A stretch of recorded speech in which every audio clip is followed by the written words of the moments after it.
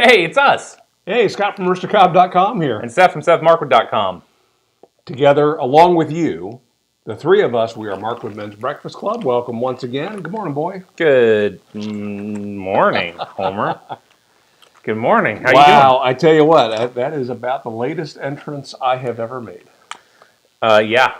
Yeah. Scrambling. This was for sure the tightest variance we've ever done.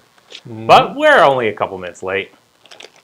So, exactly a half hour ago, I was about 45 minutes away. Jandy was driving, so if anybody from my HR department's watching, it wasn't me.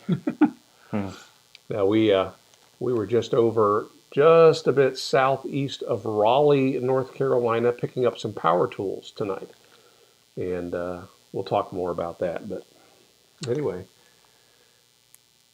the face is red too. Yeah. It's time to get back into the gym or get into the gym. No question about that. Got the COVID-19s. That's what happens. All the carbs and everything. Yeah, what you drinking? What you smoking? Lane 1Q. Ugh. You drinking one too? Ew. No, I got. That's a good thing you brought along some pipe cleaners. I know. Got some Rain Orange Dreamsicle. So just liquid caffeine. I have a little bit of Diet Coke from McDonald's. Nice. So did you post anywhere about tonight's video? I mentioned on Twitter yesterday that this would probably be probably be the last live Markwood Men's Breakfast Club on a Tuesday night. Who uses Twitter? Do you guys use Twitter? Probably. Do you use just Twitter? 3 people. Yeah. No, maybe not. But it was the fastest way, and it remains the fastest way. If I don't have a picture, I don't have something else to just put some text out. And Right. yeah, there's a segment of the pipe smoking community that hangs out on Twitter mostly and communicates through Twitter mostly. Phil from the Briar Report, that's kind of his home turf. Place. And like I said, if I just need to get a message out quick, that's the way I do it. So Not ideal. got busy talking about Twitter. Kind of glossed over the potentially important part of that. Yeah, we've made the decision that these live Tuesday night streams with you guys have been just an absolute joy.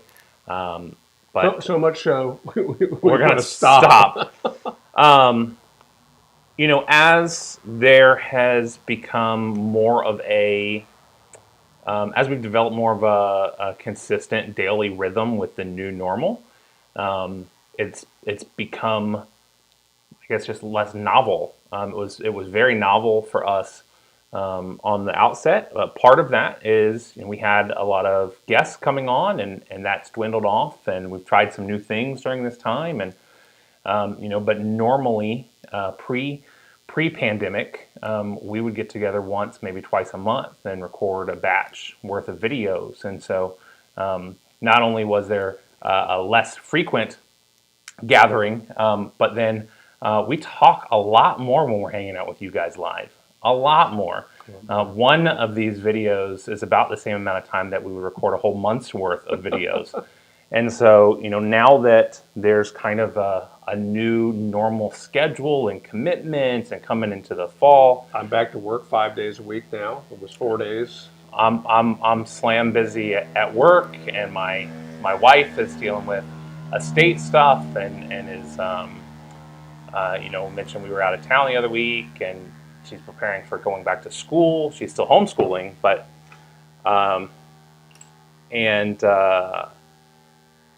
so lost the video feed. Let us know if the rest of you are still with us. Sorry, Patrick. Hopefully, we're all good. Anyway, for a number of those reasons, all of those reasons, we decided that we're going to go back to doing pre-recorded videos for the majority. Though, if there's a reason to get together live, we'll still do it, and we'll let you know ahead of time when that's happening. Yeah. And it has definitely been a lot of fun watching with talking to people, part of the community, both in chat and also And something happened last week. I'll admit this. Something happened last week. I threw out a question, asked you guys to leave a comment. We continued to have our conversation as we do. And then when Seth finally made it back to check the chat, some people that we appreciate their participation were bothered by the fact that if you're going to ask a question, then why would you ask a question if you're not going to look at the chat? And that's fair. That's a fair point. And if we were in the habit and what's the word I'm looking for? If ongoing we were going to do live, we would learn to master this a little better. But No.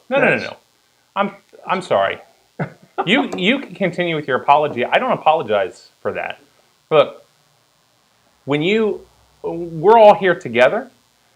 If we're sitting at a dinner table and somebody asks a question, and a couple people start having a really great conversation in response and triggered by that question, for a couple other people at the table who have not had the opportunity to answer that question to be upset because the conversation is going on without them, I don't apologize for that. We came back to it. We got to it.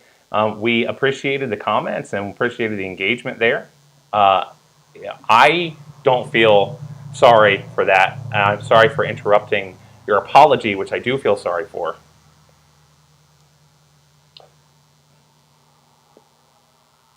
So you can continue. we clearly did not coordinate this. No. That to me is like I've never been able to do the live stuff because my eyes are not good enough to see anything that's going on my phone. When I tried it on my iPad, that was also very awkward. The alternative to me would be let's put in a big old flat screen on the wall back here so I can see the chat and we can interact in a more live manner. We're not going to do that. And that's so to me, if we're not going to take advantage of everything that the live experience brings for you, we might as well just record these. And so, that just to me reinforced that. But all that was icing on the cake or the straw on the camel that was already building by our schedules and so on. So we'll record a couple videos. In fact, we're going to stick around tonight and record next week's video. Patrick, I'm smoking Lane 1Q. What are you smoking tonight? I think I loaded this back up because I loaded it in my van as I was coming here. I think I'm smoking that 1982 Smokabees. What is that called? Generations? Four generations? Fourth generation. Austin said, really sad to see the live shows go. It's become a big part of my week. Yeah, us too, Austin. It has definitely been fun. Thank you for being such an active participant in the chat and game night as well. Well, and again, to that point, these have gone long. They've gone a couple hours. And not that we're taking ourselves away from our family so much, because by that time of night, pretty much everybody's getting conked out, right? It's a big chunk of time that we were doing other things in our lives. So, I don't know. I'm happy to be here tonight. I am too. But we thought we wanted to make that clear on the outset. So just, hey, keep an eye on Instagram, on Twitter, typically Instagram, Twitter, and the Aristocob Facebook page. I will post basically the same message, maybe in different forms, on all three of those to kind of let everybody know, hey, don't forget, we're going to be live at 8:30. If and when it happens again, when we get a guest or something that we decide that, hey, this justifies us doing something live, I'll let you know there. So hopefully you keep an eye on those places. That also brings up a question. Do you guys follow on the channels that you are subscribed to? Do you follow their communication that they have? YouTube has that community tab, and you're able as a creator to put information there. But I'm not sure that people really follow that. Do you? On YouTube? Yeah, on YouTube. So it shows up only, I think, if you subscribe and you hit the bell and you take all notifications. I think it's only then that you would actually see those messages. I don't check any messages on YouTube. I don't look at messages at all. Very occasionally, if it looks like someone has done a YouTube story, if that's even what it's called on YouTube, I'll check that out. But it's normally the same three people. It's usually Philip DeFranco, minus Tech Tips, and somebody else. That's like it that shows up there. But no, I don't use, generally, I don't use any social media socially or with any regularity. Just tired of it all. I use YouTube a ton, and it's strictly for consumption of stuff. I mean, And it's feed. TV for me. I probably watch more YouTube than television shows or movies And you combined. don't. And do you have YouTube television? Uh-uh. So you're just watching YouTube. We have YouTube television now, But that would fall under watching which is television. which is for me. actually pretty cool. If you haven't seen YouTube TV or YouTube television, what do we call it? It's been fantastic. Maybe we'll talk about that here. It's called YouTube TV. They're raising their prices. That's what I heard. Let me show It's you. gonna be like $80 a month. There's an app that looks very similar to YouTube on my iPad. And when I click on this, it gives me the option to see what's going on live right now. So it's kind of like a TV guide, kind of a TV listing thing. And I can scroll through here. I can select the order that I want these things to appear in my feed. And you can see there's even, it even shows live. And if I find a show I want to watch, hey, there's Ratatouille. Click on that. And then just like a YouTube video, of course, I can hit that and biggie size it. And because it's my iPad, Great. it's Now we're like, gonna get demonetized. yeah, it's super sharp. But my favorite thing about this, we were having problems with we have North State cable here, and we were using North State for television, and we had their DVRs, and all three of the DVRs in the house share that one memory, so if you record a show, it doesn't matter what TV you're on, you can watch that show, watch that recording. Well, that means between the four adults in this house and the four kids in this house, we were always bumping up against a memory issue. And so, we got to delete something. We got to remember to, once we've watched something, to get rid of it. And actually, I was going to watch shows that I had saved or recorded, and they were gone. And because somebody needed the memory, they deleted it. With YouTube TV, you can record any and all shows that are airing all day, 24 hours a day, 7 days a week, and you have access to those recordings for a year. So you never have an issue that, you can only record 3 shows at the same time. You better pick the one you really want. You can record literally everything. And if there's a movie you want to watch and it's not currently airing, you can go in, search for that movie, and then ask it to record it anytime it plays. And then you get a heads up, hey, Back to the Future has been recorded. And when you go to play it, it'll show you if it recorded multiple versions of it, you can select which version you want to play. And so I'll look at the times, the run time.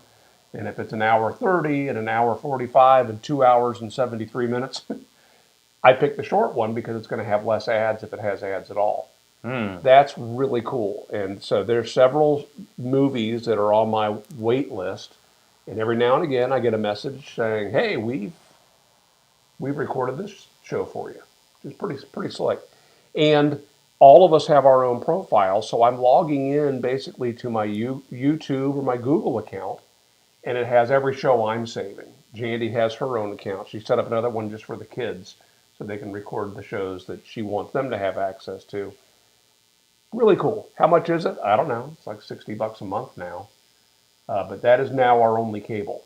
Right. So you do have to have internet access for that to work, and then you pay the monthly fee. You can also watch YouTube videos on it if you want to. So, do you get, when you do a recording of a show, does that include the commercials that would be televised? Yes, but you can fast forward through them. Right. And then we have Roku on all of the TVs here. So we can stream, we can use the Roku remote to go and access those channels. I find it easier just to pull it up on the app on my iPad and launch it from there, and it'll launch to whichever Roku device I want to play it on. In a hotel room, which hasn't happened in a while, I have access to all of those things on my iPad. So no more nonsense of figuring out what local channel is playing NBC. I got it right here on my iPad. That's cool. Yeah, I like it. So there's my plug for YouTube TV. All the streaming services are going up in price, and as they've taken out cable, largely, they've got to. There's greater competition there. Yep. That's a high price. It's a high price to pay. I mean, it's comparable to what you would be paying cable if you were paying cable. We've been cable free for 10 years, 11 years, and don't miss it. Yeah. Don't miss it at all. So last week, I think it was last week, could have been the week before last, we were talking about launching a woodworking channel on YouTube. We were talking about what Isaac is doing, and a little bit about what I've started to do, and don't say it, on the My Growth Rings YouTube channel. Woodwishes.com. I put out a video this week that I'm assuming must have just clicked some boxes on the YouTube algorithm, because typically, after a month, those videos on that channel will get a couple hundred views.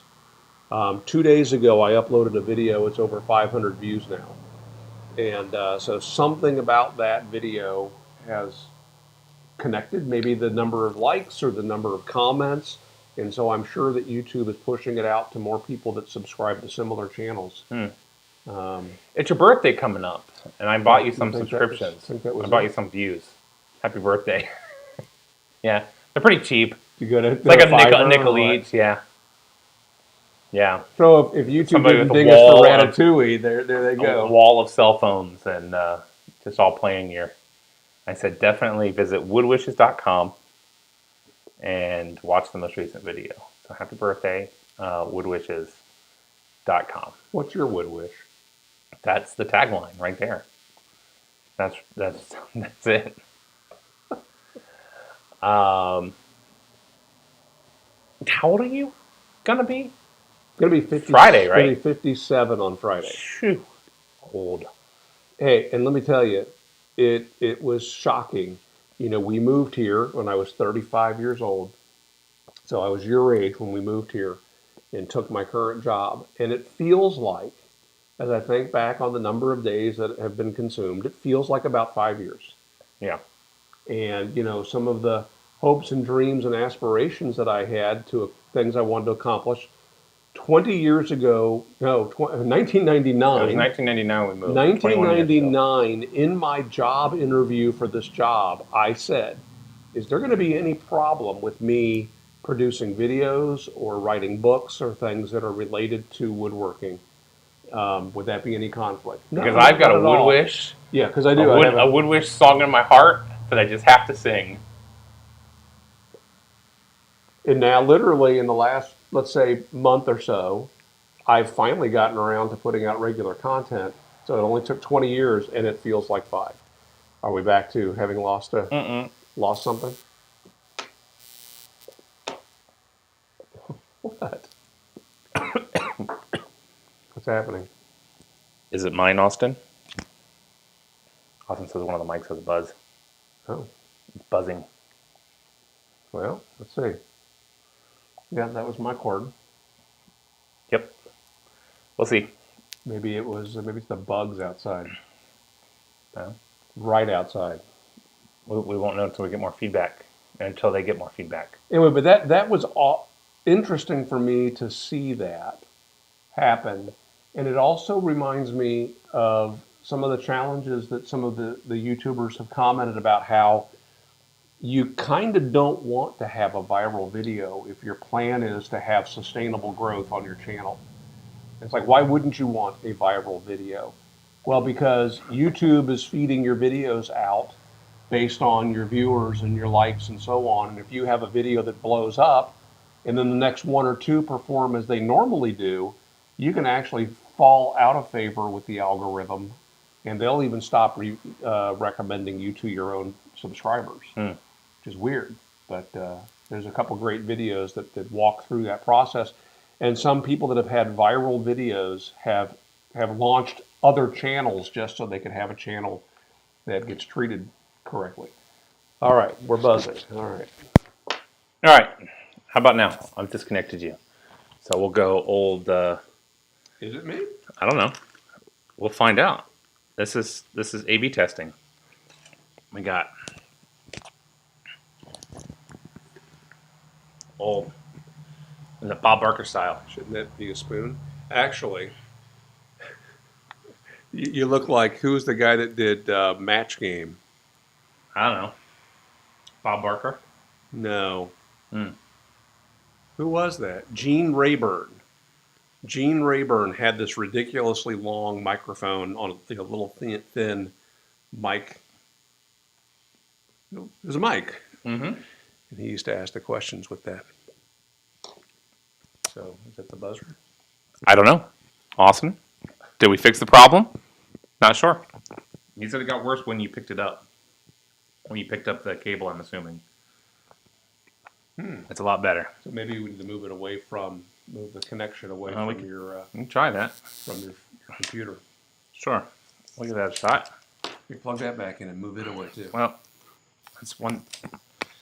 Bad at A/B testing. This is scientific method. Let's change every variable and see if that fixes the problem. So hey, just as a heads up for next week, we're gonna try those. Gene Rayburn was the host. Those pickled eggs. Patrick. Pickled eggs that I made. I've got my mic plugged in now, so you don't have to do that. What pickled eggs? I don't remember committing to this. I made some pickled eggs, and we will talk about those next week. And, okay. But by then you'll see probably a picture on Instagram of one of us throwing up. Cool. These aren't 1,000-year eggs, are they? No. Okay. I almost bought some of those recently. Really? Yeah, while I was in the Asian market, was pondering buying them because they're dirt cheap, and then watched some videos. And one of the videos I found was somebody eating them the right way. And, those were one of those things that was a viral challenge. A 1,000-year egg. 1,000-year egg is an egg that has basically been petrified to the point that the entire egg is like black, and it basically has become jelly on the inside without actually being cooked. And they're not 1,000 years old. They're not. You make these, but that is the name of them. All right, so no buzz on this end. Patrick, thank you for that.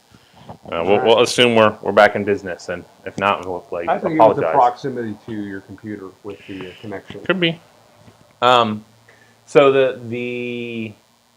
a lot like we talked a week or two ago about Vegemite and the cinnamon challenge, about how the 1,000-year egg was one of those things that there was a lot of YouTube challenges. If you Google it, you will find people just flat out being sick from these because they try to take a big old bite out of it, and it's basically nothing but sulfur at that point, just rotten egg.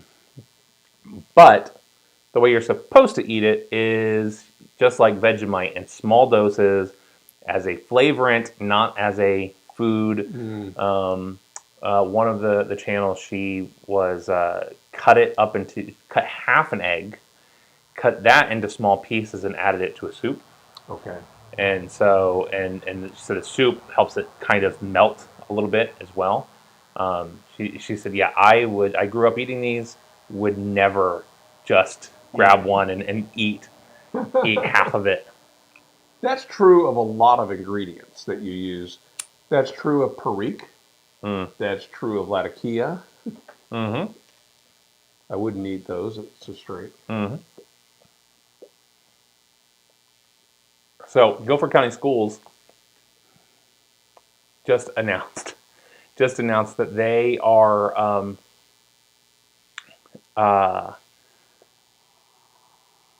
oh, hang on. Sorry. Speaking of timely comments, a big fan from India. Hey, Well, hello, hello. We'll try my first corn cob tomorrow. What a day to be Fantastic. alive. Fantastic. Thank you for watching and joining. Hope you got a good one. Hope you got a Missouri Meerschaum corncob pipe. If it's bad and it's not a genuine Missouri Meerschaum pipe, don't judge all corn cobs by a Chinese corn cob. Those are prevalent and they're not very good. Even a Missouri Meerschaum pipe, if you happen to get a cob that was particularly pithy, and Missouri Meerschaum tries to catch those and they throw those in their second piles, second bags, we catch them when we can and we won't sell them. What does that mean? So in the core of a corn cob is a soft, sponge-like core that on a normal cob, they can bore that out, get into the solid, woody structure of the corn cob, not a problem. However, some cobs, the pith is either large or the cob itself was so small that when they drill it, there's still some of that soft pith. And that pith tastes horrible. I mean, it tastes like somebody put styrofoam in your pipe. And many of the Chinese pipes that I look at, and every time I see a Chinese pipe, I look at it to see have they improved their quality? Is there anything, worth concerning myself over? And more times than not, they are just a poor quality, pithy corn cob. This is a big part of what Missouri Meerschaum hybrided their cobs for.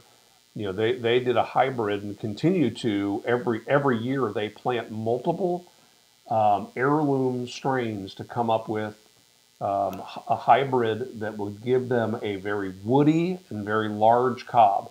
And their concern is not the kernel, but it is the cob itself.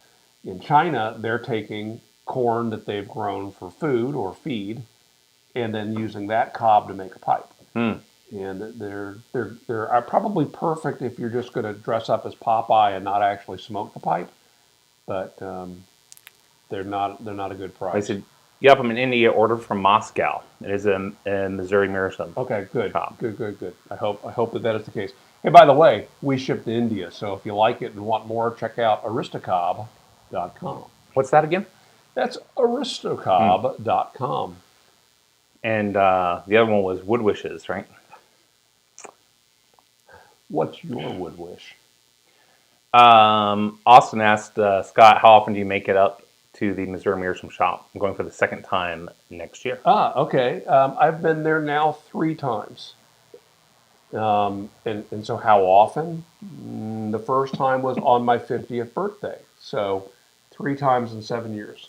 It's not often. I enjoy going there, and if you arrange in advance, you might be able to get a tour of the factory. You might not get a tour of the factory because it's not really open to the public, and you're not allowed to smoke inside. You can smoke out on the veranda now. Why is that? Is that veranda. local The laws? city passed an ordinance that you're not allowed to smoke Not indoors, cool. including the factory. They made an exception. The only exception that they did was Phil is allowed to teach somebody how to pack and light a pipe, Okay. and then that's it. Then they got to move outside. Yeah. So Guilford County Schools, our school district, had a virtual, what do they call that, meeting of the Board of Education meeting this evening. And it was held over Skype, where after they did closed door sessions, it was open to the public. And apparently, from all reports, it was just miserable to watch. They danced around the topic. So right now, we're in a position with our county and state where no decisions have been made about what this upcoming school year is going to look like. And at the state level, they're supposed to be announcing their plan, I think this upcoming week, Friday. But a lot of the counties are making those decisions now. But those are all being decided at the county level. And so there's, and we live in one of the biggest counties in the state. it's a county that encompasses the city of High Point and the city of Greensboro. So And Jamestown two pretty and sizable cities. Yeah. And so there's been a lot of wishy-washy-ness around this whole thing because Wood wishy-washy? What's Wishes? what's your wood What's your wishy-washy? wishy-washy? No one wants to make a hard decision of going remote, especially if it's too soon to do that. Same time, no one wants to make the hard decision of having all the kids go back to school if it's unsafe. And so there's been a lot of just biding your time, waiting to see how things progress, which is smart, but it doesn't leave much time to prepare. And so at any point in time that decision is made, if it is contrary to what the teachers are expecting the decision to be, then they're going into the school year underprepared for the year. And, we've talked before about if they go into in school, an in-school situation, and then just decide that it becomes unsafe, and they have to switch. We're back where we were in the spring, where the teachers are having to convert back to remote education on the fly. So apparently, this Board of Education meeting was the perfect example of bad Zoom meeting etiquette. Apparently, it was people not knowing how to mute themselves. This is the Board of Education people not knowing how to mute themselves, being disrespectful, not giving their full attention, undivided attention to the meeting. Like across the board, most of the comments are about how just terrible and ultimately disrespectful it was, because the parents that are there watching are looking for answers. They need to know, what do they have to do with their jobs? How's it going to affect their kids? All of these things. And it was a situation where they kind of meandered to the point. And so that was also an irritation for a lot of the people, because they said, just get to it. Tell us what we need to know, what we want to Right. know. Yeah. And so Even what are they considering? What have they narrowed it down to? right. And so one of the there are 200 comments on the Facebook meeting where they were announcing the thing. There has been now they've had a number of rounds of reposting things that have like 100 comments each. But one of my good friends has the top comment, and she said the school board members can't effectively or respectfully use Zoom. How do you expect elementary school kids to? And yeah, Wow. top comment. Somebody said, best reply yet. She said, like, has anyone heard of mute while you're not talking? It was a horrible event. Yeah.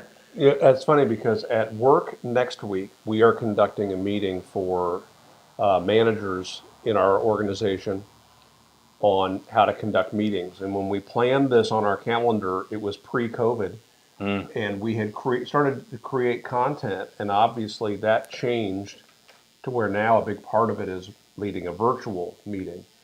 And since I and one of my other coworkers have had the most experience using Skype and Zoom, we've kind of taken the lead on that portion of the presentation. And it's now grown that part from where it felt like, okay, a month ago, we should probably cover a little bit of how to lead a virtual meeting, to where now it's the bulk of the meeting. And it's it's really interesting what you need to cover if your audience are people that are going to expect to turn around and do what you're doing. Right. And like today, we were playing around with using polling in Skype. And polling in Skype is different than polling in Zoom, because you're basically presenting you're presenting your PowerPoint, and then in order to Hey, ask Jordan. a poll question, you present a poll which then supersedes your PowerPoint. And then when you go back to present your PowerPoint, it starts at the beginning of the PowerPoint. Oh, So it's almost like we need to upload our PowerPoint in two halves, have the poll, and then launch the second half. it's almost like there's a reason Zoom is the preferred software for remote Like that. presentations. It's almost like that. What a mess. Will they be able to use Zoom, or will they be locked into? Well, some of them do. The company has Skype as an enterprise software, and that is the approved program if you're going to run it on your device. So if you're going to use Zoom, you have to use Zoom either on a private device, or you have to run it as a web experience. And Zoom, when you set those meetings up, they kind of hide the ability to turn that feature on because they know that your audience is not going to have the experience that they Yeah. want you to have. Right. So it's a very Skype-like experience if everybody from the presenter and the attendees are all doing the web version. But, I can't blame an international company Right. for not paying for paying attention to some of the security concerns that came along with Zoom. I Right. think most of them were just people being casual with sharing links and not having firm passwords and things like that, and Yeah. kids jumping on and Zoom bombing. Most, yeah, But most of them, I think, were settings that the casual user doesn't pay attention to that you and I were both aware of. yes, You can password protect, you can enable the waiting room, you can do a number of different things that protects your meeting from you can that. have a person who's not the presenter who's kind of acting as a moderator and can keep an eye on are people posting things in the chat they shouldn't, ejecting people and so on. Now, did I tell you I discovered because quick sidebar story. My early in the pandemic, we were having weekly game nights on Zoom with my wife's family, and at the time, my sister-in-law and brother-in-law were still in Seattle. We were here. My other brother-in-law lived in Greensboro, and so it was nice because we could put the kids to bed, and then in the evening play games, usually the Jackbox party games. My brother-in-law decided to be a punk and was speaking to my Alexa in my room and getting it to play ABBA or something. Yeah, you can And make worse choices. yeah, uh, and like the second time it happened, this is like before we're getting ready to set up the game. The second time it happened, I booted him. I booted him from the Zoom room. Did you know that at least at the time, there's no way to unban an individual? You have to unban everybody that you have banned. What? Yeah, yeah. So it's basically just I unbanned. didn't know that. Yeah. I hope that they have fixed that. It's not something that I've ever encountered. So for I've real. ejected people from meetings, and those were like somebody who stepped away and left their mic on, and background noises and so on. It's like, look, if they're not there to mute, Right. I'm going to kick them out. I can You also just mute them. I can mute them as well, but there have been a couple reasons why Yeah. somebody on their phone and they're visible and so on, just delete. Yeah. Yeah. I like Zoom. I like the experience of being able to interact and get that nonverbal communication Right. that we don't have here today, besides the two of us. Well, and the background feature is great. Virtual back. The virtual backgrounds is. I mean, a lot of people are working in their bed in a messy room, and you name it. People walking behind them. One of my coworkers has two teenage daughters, and we use Zoom in a morning meeting, and they're up and they're walking around behind him, and you Really? can't tell. You can't tell with his virtual background. Yeah, because where his table is against a wall, and so there's background, but you can't tell at all. It totally blocks him out. Does a good job of picking that up. Interesting. I don't use the virtual background because nowhere that I've set up does a virtual background appear. Like I'll be here sometimes on the back porch, Yeah. or if I'm at my desk in the office, there's a glass wall and a staircase behind the glass wall and the front entrance with trucks going by and things like that. Yeah. So it doesn't work. I use it at home to great effect, and sometimes use it for fun. But I've created like branded backdrops Smart. that I've used. Did I tell you about my OBS experience? No. Experiment with Zoom. No. So OBS, if you don't know, stands for Open Broadcast Software, I think. And it's a free to download and free to use software, kind of similar to what we're using to run this show tonight, where you can integrate feeds from different cameras, you can integrate different audio sources, and have full control over a show. And it's the primary software used by live streamers, people that play video games on Twitch and things, where they're maybe jumping back and forth between sharing their desktop, their computer desktop, and sharing themselves on camera. It gives you full control over all of that. They have a feature in there called a virtual camera that allows you to output your feed to a virtual camera that other programs can accept as your camera source. So I did a presentation where I used OBS to run my entire presentation that then was being fed into Zoom as my camera source. And so instead of doing a desktop share on Zoom, all of that was happening inside of OBS. Now, the one downside of doing it that way is you don't have that full screen takeover that happens when you do a screen share on Zoom, right? Because What's the advantage of doing it that way? well, the advantage is I had a lot of control because I could preset different scenes and preset different sources. And so, and you can also do overlays. So I had one with a branded overlay in front of me and a frame.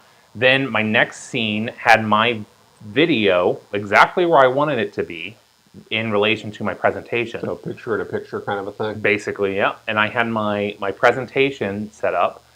Then I had a scene with my iPad. So I was able to switch straight from my desktop to my iPad where I was doing hand drawing. So, you know, we've talked about using the whiteboard. Yeah, I was doing hand drawing over top of cutaway images of some of our products to show and highlighting and illustrating there. And then immediately jump back to my camera. And so it made the switching back and forth process really easy.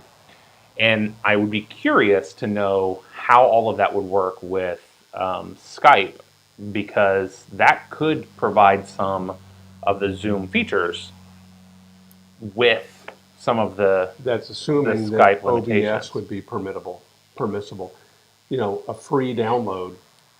We don't use free That's downloads. Free downloads. fair. Yeah. Yeah, that's true. So it was interesting. It there were some pros and cons to it. It's something I've used it now to do a recording of a presentation.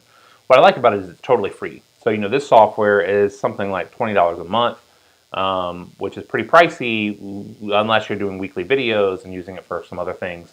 But we could get pretty much the exact same experience out of this free software.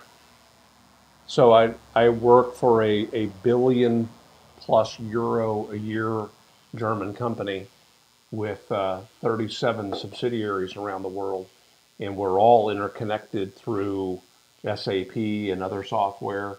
And you know, the idea of using free software is scary to them. And again, don't blame them, Yeah. because you know, you download a free app, there's stuff that maybe you don't want there, right? And it just you click the user agreement and you're going to be seeing some ads. Well, you know, those things are having to run while we're connected to our VPN, which basically means that software and everything that's happening is happening inside of your firewall, but it's connected outside of the firewall. Right. And it just makes it easier for hackers. And I don't think that we are worried so much about hackers, because I think most people have better things to hack than a cabinet hardware company. But you just don't know. You don't know who's interested in playing around and just being a jerk. Right. Yeah. Speaking of hacking, I meant to tell you, Mom, this. Some of our distributors have received scam emails, phishing emails with our names on it. Oh. And it's interesting, they're asking the distributors for information, the amount of the last purchase order is what they're asking for. The amount of your last purchase order, there was an error, and could you please send us that amount? What? And what we what we suspect will happen is when they send the amount, then the hacker would send a revised purchase order with a different routing number to try to steal that payment. Wow. And so this has now happened 3 times over the last 6 months where they've received these messages, and they've become more sophisticated. They're using our logo, and every time it's happening, it's becoming harder to detect.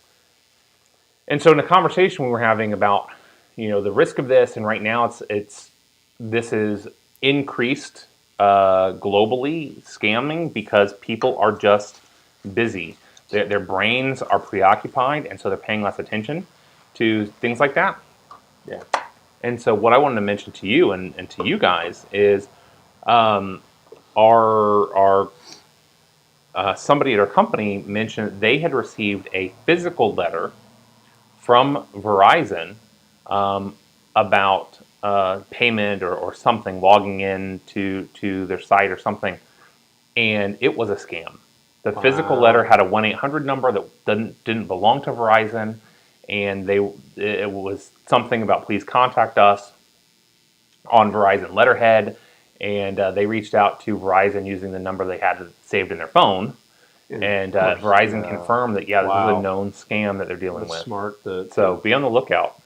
Well, I think I may have mentioned this last week, but my dad, uh, some people in his contacts, including me, received a message from him saying, "Hey, I'm having issues purchasing a gift card on Amazon for my niece. Mm, Would you, if you have an Amazon account, would you mind purchasing this gift card for me, and I'll reimburse you immediately?"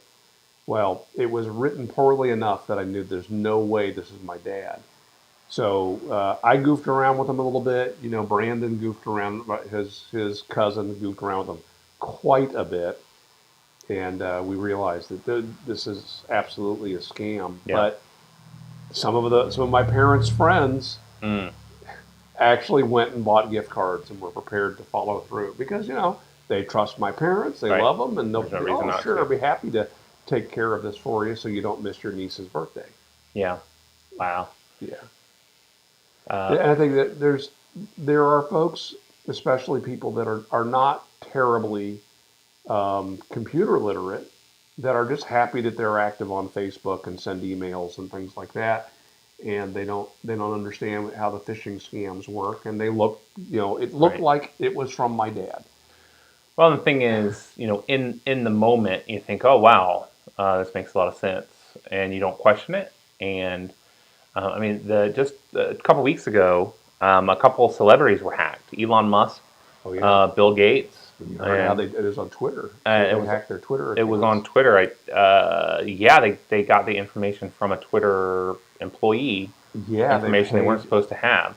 And they sent out tweets saying, "This is Elon Hmm. Musk saying, you send me a thousand, Feeling generous. send me $1,000 in Bitcoin, I'll send you two." That's right. Feeling generous, gonna do some doubling, and they got something like $180,000 sent into them, scammers. So $180,000 worth of people were victimized and fell It's for it. about 180 people in there, and there were probably people that were trying to figure out, how do I buy Bitcoin? Hmm. I want to do this. Which at least that's a pretty strong barrier to entry because it's not the easiest thing to figure out how to do. Yeah, Uh, it's crazy. I have a great uncle that was taken for, I want to say it was something like $80,000, well, and it was a scam that took some time, and it was a con hmm job, a confidence scheme that it was one of those things. Hey, Mr. Markwood, we're doing a special promotion. If you buy 100 ballpoint pens that have your name and address and phone number, whatever you want to share with your friends, there's a special price on these, and you will be entered in a contest to win a bass boat or something that seemed like that'd be nice to have, and yeah, I can give my pens out and everybody will be impressed. hmm And then oh, you're so close. You are one of the top 10 mm, people who are runners up, and we've decided to offer another boat. And so if you're interested in $80,000, by the time he finally called his son and said, "I think I've done something I shouldn't," they were to the point where they were threatening him. And we're going to shut down your bank account. We're going to ruin your credit and all those things that, for a responsible adult who's got a minimal amount of money, was yeah, scary to him. So anyway, he lost all that money. and that's the sunk cost fallacy, at work that you've invested Already in for- enough. Yeah. It would be silly to back out because I've already spent so much. And I'm going to be a winner. They're telling me. That's right. They're telling me I'm Just a little bit more. Just a little bit more. people who could least afford it too. Yeah. That's the shame of all that. Yep. You know. So what are you guys up to tonight? We'll actually ask the question and then we'll look in the chat. No, we'll see. We'll see.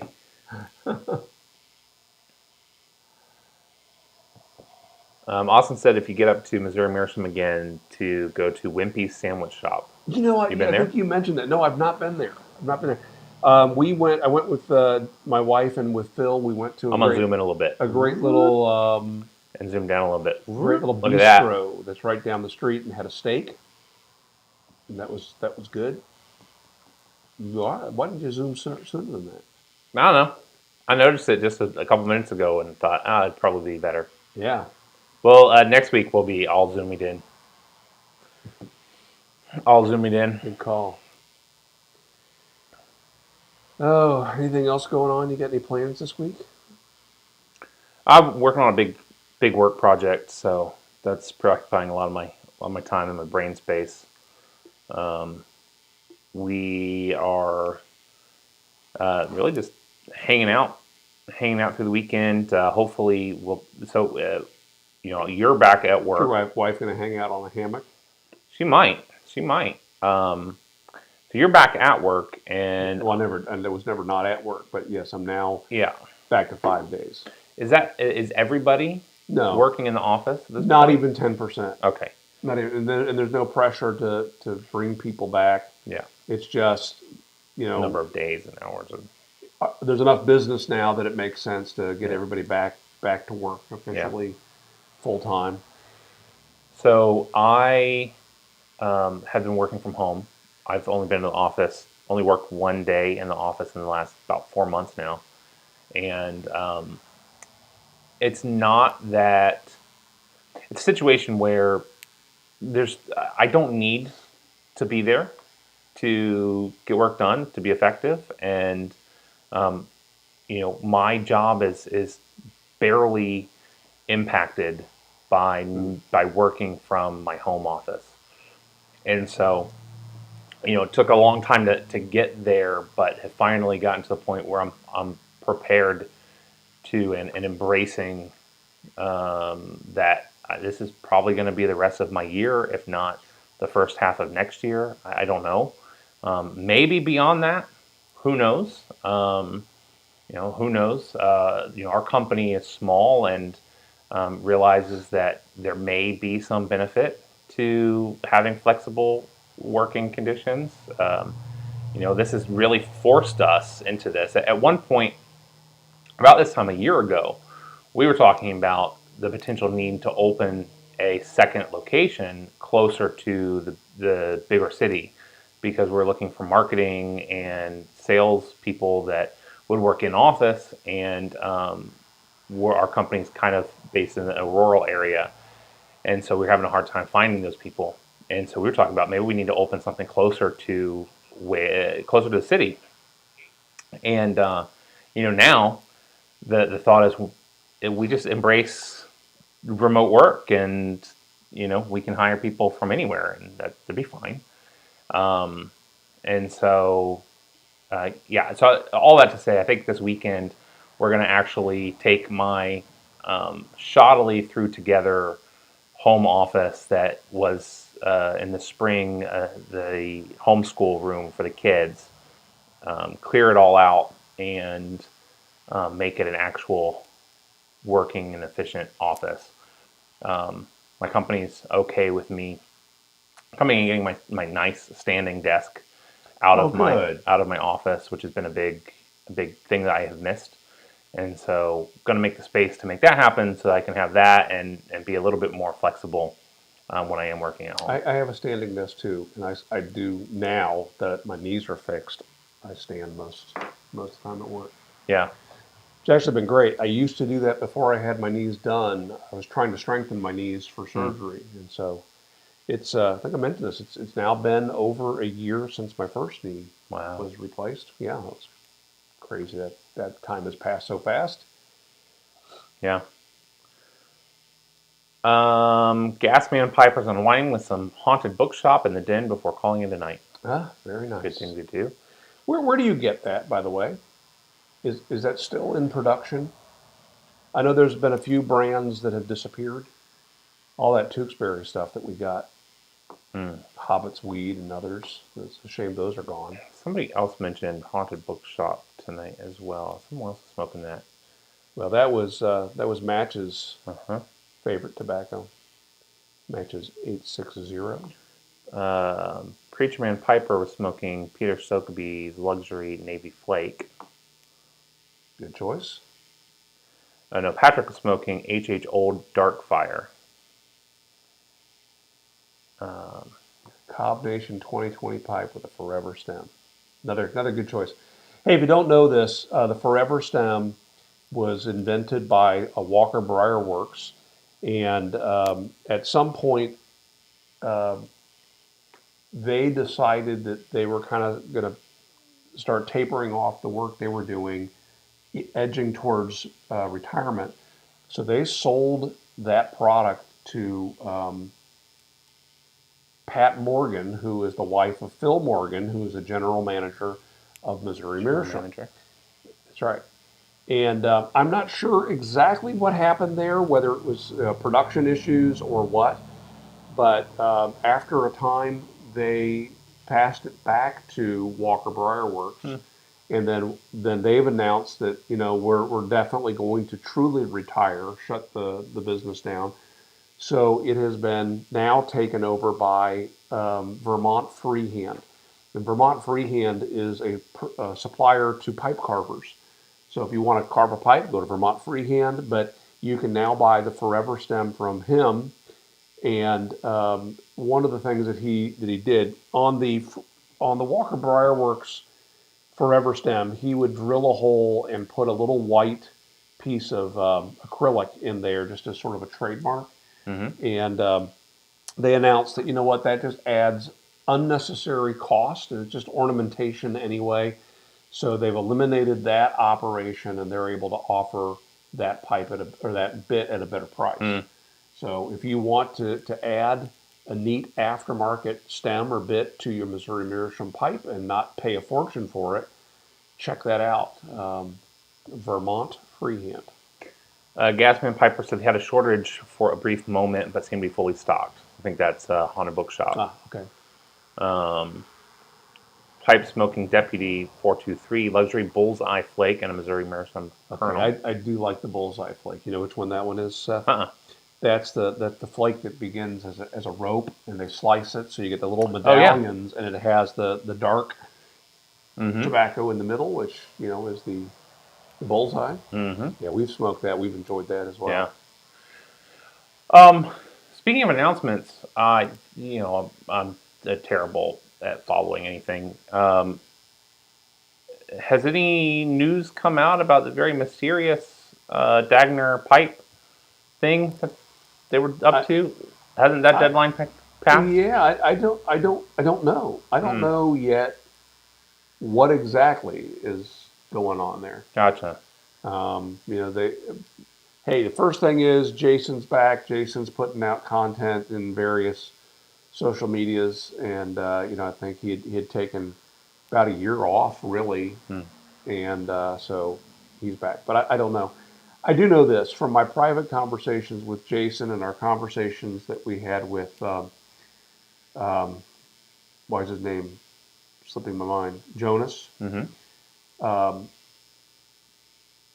Their goal is to help advance pipe smoking and to get folks to visit a brick and mortar, to support their local brick and mortar. And I wholeheartedly agree with that.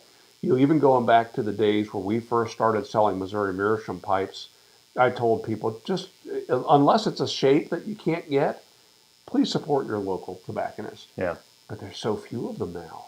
Right. And the big issue with Missouri Meerschaum pipes is tobacconists really want to sell you a pipe that they make big margins on. They want you to buy some briar pipes.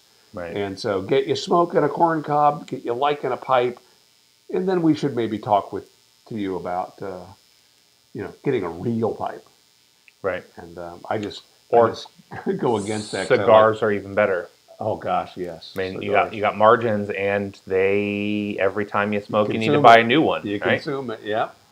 So I like a good cigar, but man, the cigars are frustrating. Because you can buy a stick that came right from the one next to it that you thoroughly yeah, enjoyed, and it doesn't smoke the same.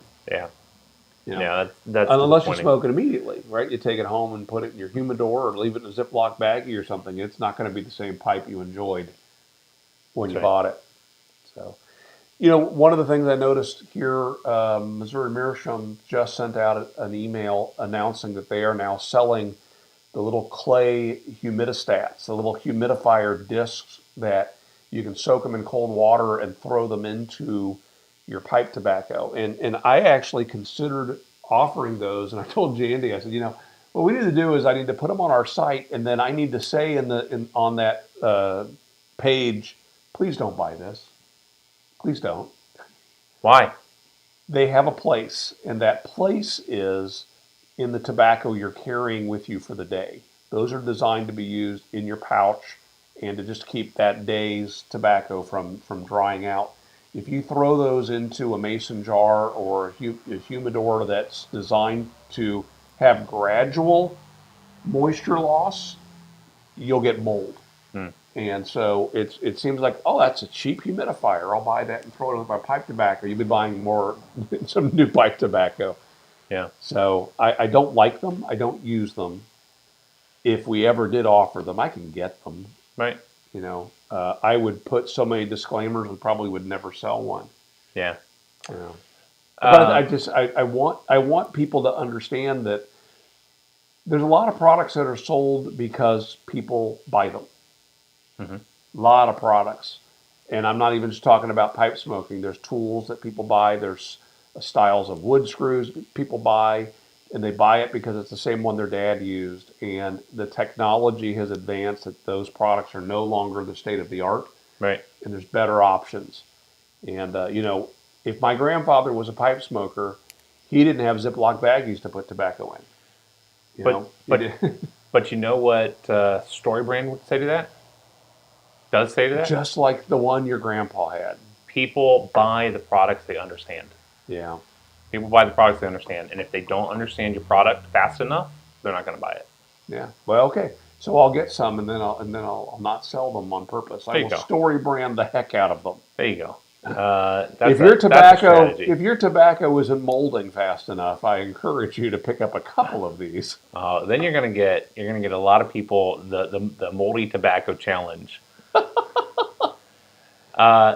So again, let's throw this to the chat. Do you use one of those little? They're basically an aluminum disc that's filled with clay, a little clay medallion, and you soak them in cold water and you toss them into your pipe tobacco. I'm just curious. Yeah, right there. There you go. There's one. And they have a place, but not for me. But why is that? So if what you do if you carry a daily tobacco pouch, just one of the cheapo vinyl pouches or a leather one that has a plastic little pocket, those dry your tobacco out really fast. And so for that application, fine, but they will overwhelm your tobacco with moisture. And then they're constantly drying out themselves because Right. they don't really meter out their moisture very well. So I would love to do an actual like comparison or test or something. I have been in desperate need of buying some Bovedas, which I Those are purchased once, interesting products. and they say that they last 3 to 4 months of slow moisture. Yeah, they meter out the amount of moisture that they're putting out. And then they also they're two way, so they will, if there's too much moisture, they'll pull in, they'll dehydrate, Yes. and then they'll moisturize, and so they're supposed to level it out to a certain percentage of what do you call that, humidity. So in a sense, they're a desiccant. I think so.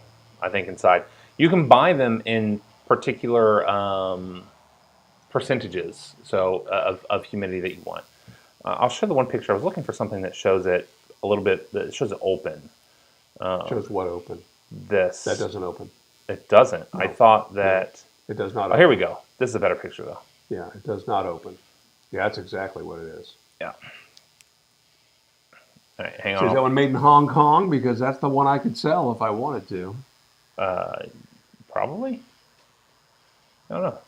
So has anybody responded? Are they using it? Oh, yes, guys. I don't know. I'm not looking at the chats. See how you are? Yeah, I know how I am. Let's see. Are you sharing that picture yet? Not yet. You will see. You see exactly what they see. No, I don't. This is what they see. Okay. Everything that's seen right here is exactly what they see. Do it. I got to. I'm gonna smack somebody. Screen share. All right. So this is the humidifier he's talking about. Yeah. So it says Hong Kong on it. It tells you to soak it in cold water. The reason is because it's a little clay tablet that will disintegrate in warm water. Go with that. Yeah, so I'm curious if you use these, or if you have used them and had less than stellar experience with them. All right, so Royce had never heard of those clay things. Nice. Hello to everyone who's just joined recently. Absolutely not. Prefer my backing on the dry side. I do. The best humidifier to use is the Boveda humidifier packs. Yes. We need to do some testing of those and see longevity testing and other stuff. No, I was told 30 plus years ago they can cause mold to grow. Yeah. I don't use a humidifier, but I like my tobacco on the dry side.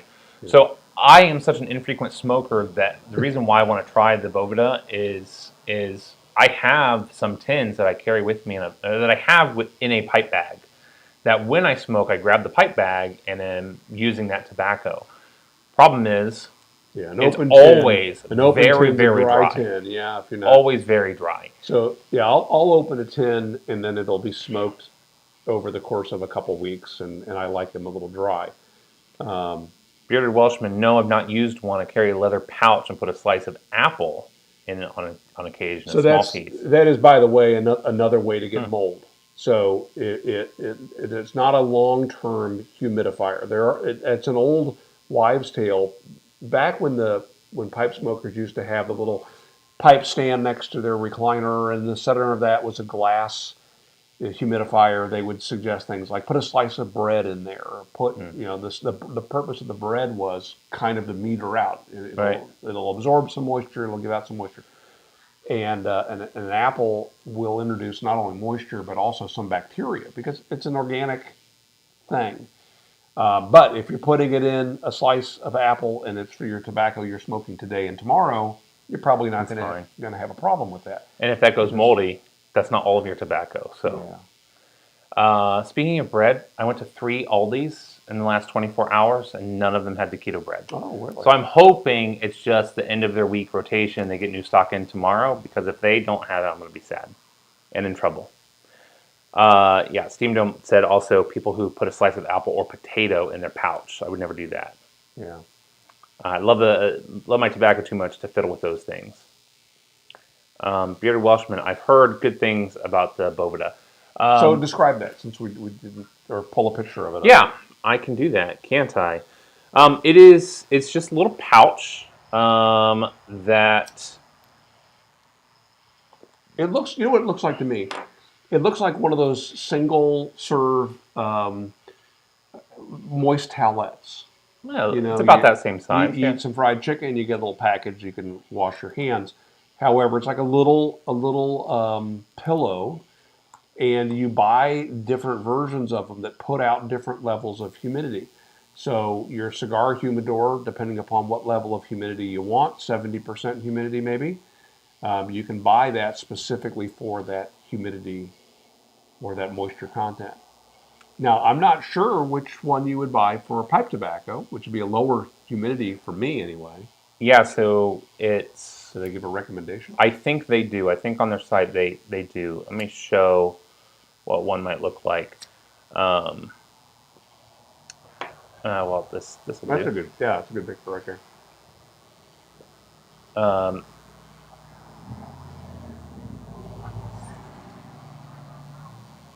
So yeah, you can see 49%, 62, 69, and 72% humidity. yeah, and so this little bag is about the size of a moist towelette packet, and it is going to meter out that humidity. And so you should be able to see now. You can just put one or two into your humidor. Um, Also, you can put it into your tin or your jar of tobacco. I had one that was kind of folded up in a mason jar of tobacco, and it definitely worked. It definitely kept that nice and dry, or a good level of moisture. Not dry, but not wet. And so they advertise, and maybe it's probably just over fancification, but they advertise it as a two-way metering of humidity. And so what's interesting to me is how do they get it to where it's going to be 69%, So I would 72%. imagine that they've got a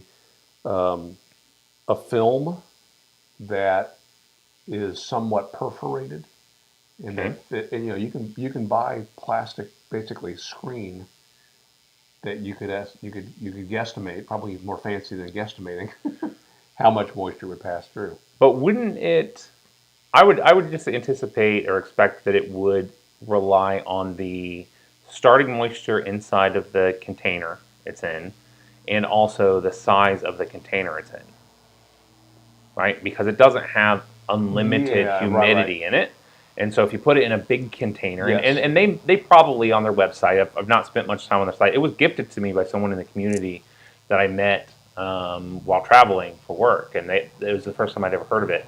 And so they may have on their website a sizing guide that, if your humidor is such and such size, you want to have two or three of them. So you might remember we talked to Jackie Mm-hmm. at JR Cigars. She has ice chests that she uses as Mm-hmm. cigar humidors. She has so many cigars, she keeps them in ice chests. And she uses a couple different methods of humidification. But she was talking with us about these, and her advice was, especially if you're going to buy a couple sticks and you're going to have them with you on a trip and you're going to take them to the golf course and this and that, that it's just a simple method of humidification. You don't ever have to top it Yep. off or forget about it. And as long as you smoke those cigars in a couple months, you should be good. Yeah, I told her I'm a forgetful idiot and will not touch my humidor unless I set an alarm to do so. And she said definitely that's the way to go. That was her recommendation for cigars. Somebody, Rory said, I've heard you can reuse them. Anyone tried this or heard of this? I didn't know that. I was told that they get hard after time, and so it might be a situation where there's a film that gunks up or is carrying some of the moisture. Yeah, I don't know. But that would be a fun I fun mean, thing to look you into know too, that a fun those experiment. things all have that ultra absorbent The gel. diaper stuff, Yeah, the yeah. diaper stuff in them, and The then it was a matter of how many holes propylene glycol, the little thing had. yeah. Mason jars are Hmm. the way to go if you are stationary. Not traveled with too many mason jars. Yes, seconded mason jars. Yeah. And just you started using Bovida. The jury's still out. Looks like the thing you find in beef jerky. It probably is, or the thing you find in your shoe. It's probably very similar to a silica packet, Yeah.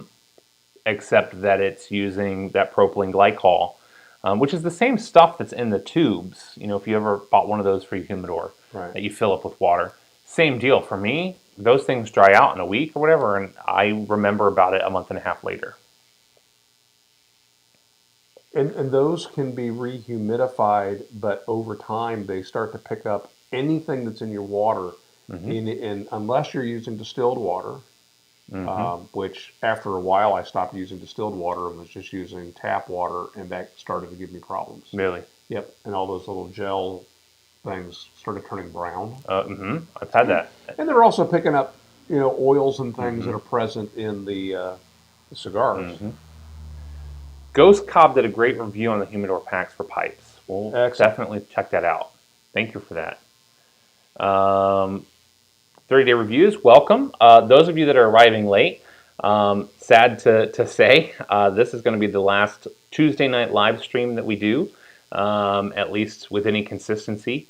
We're going to go back to our normal pre-recorded videos posted Wednesday morning schedule. So we'll make sure to announce on social media, and also I'll make sure if we're doing another live show to do a preview like I've done in the past that shows that, hey, there's a show upcoming and you can go ahead and sign on to get notified when it happens. We do intend. We've got some invitations extended. There's some folks that we want to get together, and it's been fun to have your input when we've had guests. That's right. We'll do more. It just isn't going to be a weekly thing. So 30-day review said George Bruno suggests an apple slice or lettuce leaf for a day or two to rehydrate the tobacco. I've yet to try it, but it seems like it would work. So what do you what do you do when your tobacco is dry? Okay, you've got a method. I do have a method. It works well, and it doesn't involve any produce. I will take, if I have a tin or a Ziploc baggie that inadvertently got dried out, and I mean to the point where it's crisp. If I crumble it, it'll truly crumble. I will put that into a bowl. I will moisten a paper towel, wet a paper towel, and squeeze it out. Squeeze every bit of water I can out of it, and then stretch that paper towel over the bowl, and leave it for 10 minutes, and come back and check. And usually I'll stir it or shake it up a little bit to move the tobacco around, and do it again and add some more that way. And that way it's just gradually adding moisture back to the tobacco. It's not, unlike a cigar, which you can damage if you do that. If you try to rehumidify a cigar, it'll just burst.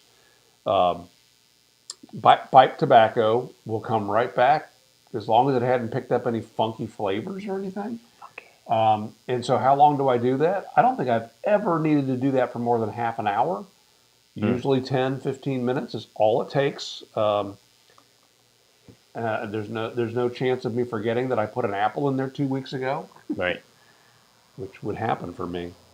I mean, going back to the 1980s when I first started smoking, and actually I started smoking in the 70s, smoking a pipe, but really trying to master it in the 80s, I tried the apple approach, and I had the problem. I had mold. And I talked to some people who knew better than me who said, don't do that. It's a losing game. But hey, again, if you put it in, you're talking about a day or two. I don't think you're going to hurt anything. Yeah. And so, that's, if you're a daily smoker and you're doing just a pouch for the day, that would make sense. Not going to hurt a thing. No. I have tried your method with mixed results, though I don't know that I've done it for half an hour consistently. I've done 10, 15 minutes of it stretched on top, and it either has no effect or I end up with way too wet tobacco, and so you have it's definitely way user too error. wet of a paper towel then. Well, and it's one of the situations like those balance games where you course correct and you correct too much, and so I'm sure it's like learning how to tamp a pipe, right? Yeah, that's right. That's right. You said pressure of a baby. I did pressure of a gorilla. Is that right? Baby gorilla. That's right. For my humidor, I tend to use a couple of shot glasses with distilled water, keep an electric humidor in there to make sure the humidity isn't too high. That could work too. I've been told Boveda packets are the way to go. Yeah. That would work as well. Do you guys ever smoke any cigarillos of any brand?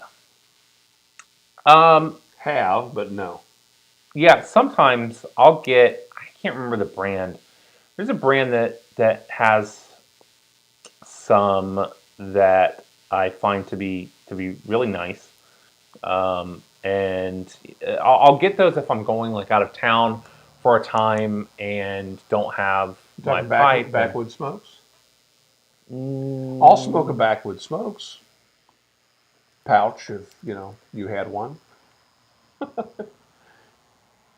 no, what is? There are some of those tinned It's cigars. always a 10. There's a wonderful tin cigar from This one. No, this I want to say it's Davidoff. CAO. I think Davidoff had one that was really, really good. Yeah. The answer is yes, not often. Cohiba has some. I've smoked the Macanudos. The Macanudos, I think, is what Oh, there it is, Ashton. I Ashton don't is think the I've one had that.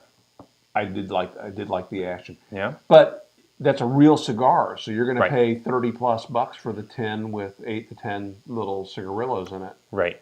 The Macanudo, I think you can get around here for like $20, $22 for either a five or 10 pack. It's been a long time since I've done that, but they're nice. It's travel. You get small, short smokes out of them if you don't have anything else.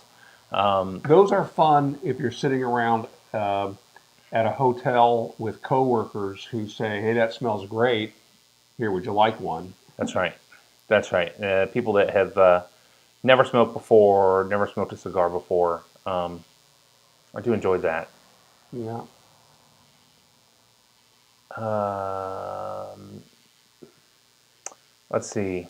A lot of stuff. Hey, Harbor Freight has just announced they have a new Harbor Freight credit card available. Oh my gosh, the last thing anyone needs. Steam Dome. I enjoyed it while it lasted. Thanks, Scott and Seth. Thank you guys. Thank you everybody for many of you that are around right now. Have been here just about every single night of the last 4 months almost. So, let's see. Justin said, I simply put the dry tobacco into a bowl and breathe into the chimney with slow, hot breath a few times until the spring returns. Oh, man. Very good. Has anyone tried the Toscano cigars? No. Mm-mm. Toscano. 10 of the Isla del Sol Maduro cigarillos are awesome if you like a little bit of sweetness. So let me find. There is one. Does Romeo y Julieta make a cigarillo? I'm sure they do. Sure they do.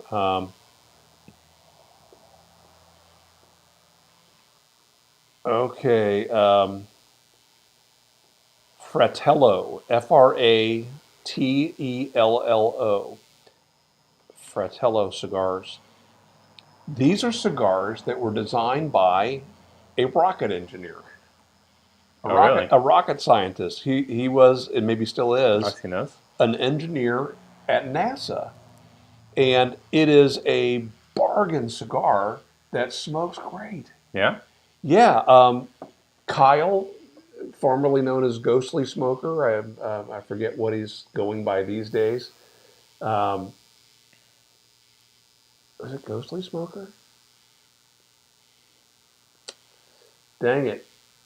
What is his channel name now? He switched over and he does more with coffee than pipes and cigars. Anyway, we were in Houston, I think, together, and he introduced those to me, and they were such a cheap stick. We were looking at cigars, and we're gonna, plop down $10 and just sit and chat for a while. And he goes, a $4 cigar, you'd think is garbage. Get one of these two. And so we started with that, and I'm thinking I'm going to get a few puffs out of this and set it aside, and I'm going to go back to my Fuente or something. It was a really decent cigar. I don't know what they sell for it now. I don't either. I have had a number of really good cigars. Most of the cigars I have had over the last 2 or 3 years have been hand rolled by local tobacconists. Mm-hmm. There was a trade event that my company would do 3 or 4 times a year, and usually one of the evenings they would have a local cigar shop come out, and they would have a handful of things, including some of their own hand rolled. And that was always a treat. Jonathan just bought a Peterson 105 Dracula today. Would you like to congratulate me? Congratulations. Nice. I don't know anything about that pipe. Tell me more. I can. I've seen those. Yeah. Mm-hmm. They Transylvanian, or No. you say no like that's a ridiculous thing to ask. What a ridiculous thing to ask. And that's not a ridiculous thing to ask. There you go. Click on that one. I just did. That's beautiful. Oh wait, is it a?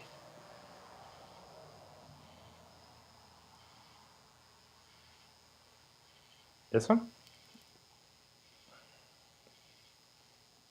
Yeah, I think that what makes it the Dracula is the red The colors? color to the stem. That's pretty. Congratulations. Here, it look like this.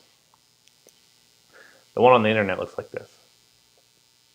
So I'm looking on Famous Smoke's website. They have a pretty good selection of those cigars, the Fratello cigars. They're not as cheap as as I represented. Oh, them. really? They were at this tobacconist.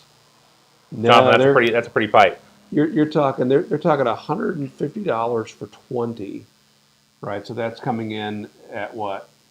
150. $750. Yeah, and that's for buying 20. So it's Right. going to be a bit more to buy a stick. So They were very maybe $10. very reasonably priced. I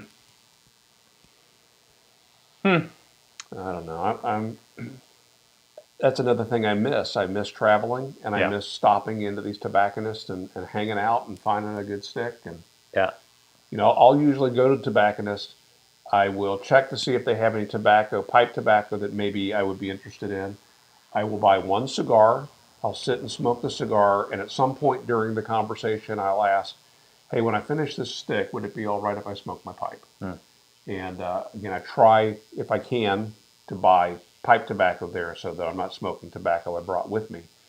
And just to sponsor or support them. And usually I'm happier with the pipe tobacco than the cigar anyway.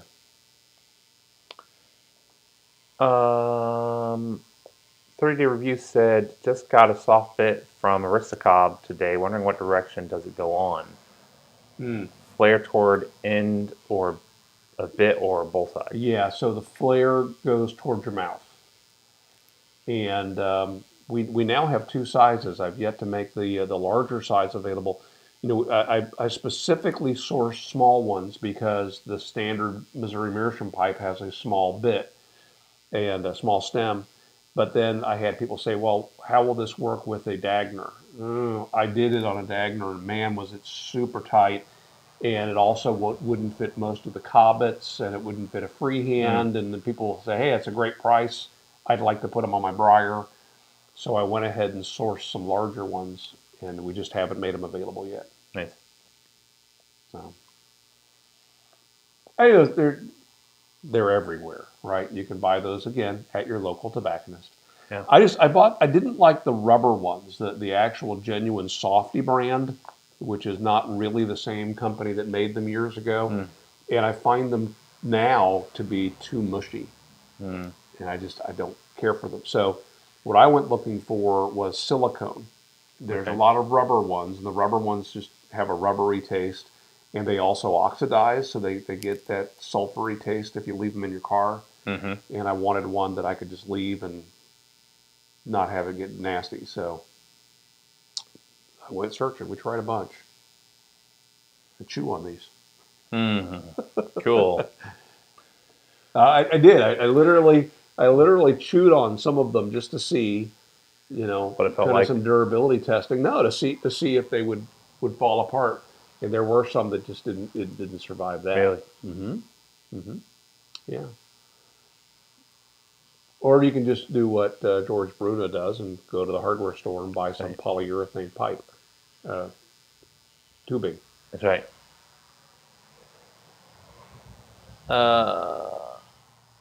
I use a little bit of chapstick when placing rubber bits on my stems when the fit is tight. That's good advice. Yeah. Yeah. I have a silicone bandsaw tire, actually a pair of tires I'm going to be putting on a bandsaw soon. And one of the things you do with that is you heat them up. And you don't want to exceed 120 degrees because then they deform. And so if you heat them up, don't boil them. You know what I'm going to use? Sous vide. I'm going to put my sous vide in a pot in the shop, and that's I'm going to make sure I don't exceed 120 degrees. Nice. Yeah. Did you see Guga's video or Sous Vide Everything's video where their 1 million subscriber video? It's maybe 2 months old at this point, where he did sous vide in everything but a sous vide. He did sous vide in a microwave, in the oven. Dishwasher. He did a dishwasher. He did a dryer. He did. I didn't see this now. It's pretty excellent. It's pretty excellent. The first time I ever saw sous vide cooking was a Canadian Food Network show in a dishwasher. And Adam Gertler, I think is his name, and he was cooking salmon in a dishwasher. Okay. And so he talked about the whole science behind how sous vide cooking works. Yeah. Is there a woodworking channel, and what is it? Yeah, Wood Wishes. Well, okay. First off, let me just say, at least for a while, it's Shopsmith Power Tool Woodworking.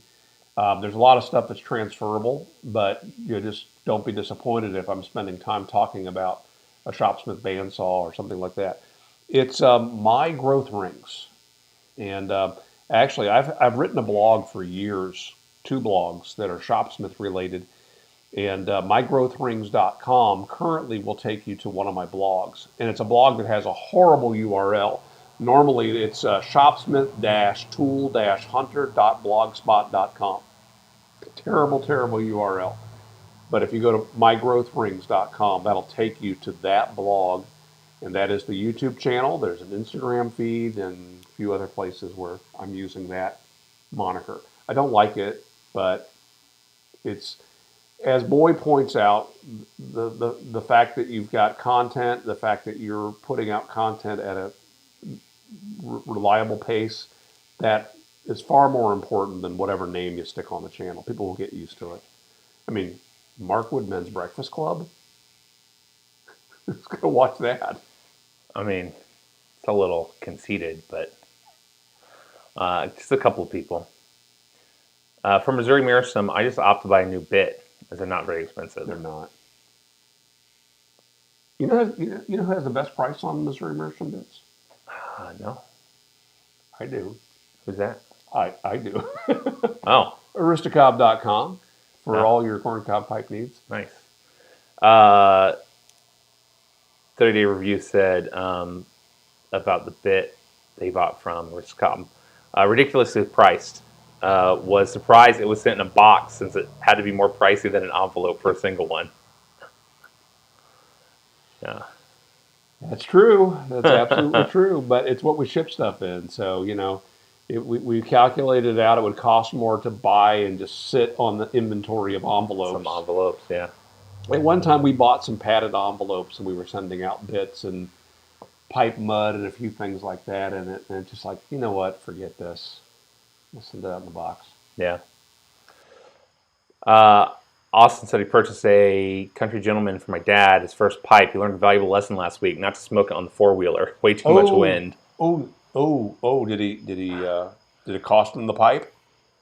Oh. Because you can burn through any pipe. A briar pipe can burn through if you're smoking it with a window open in a car. Really? Oh, yes. Don't ask me how I know that. How do you know that?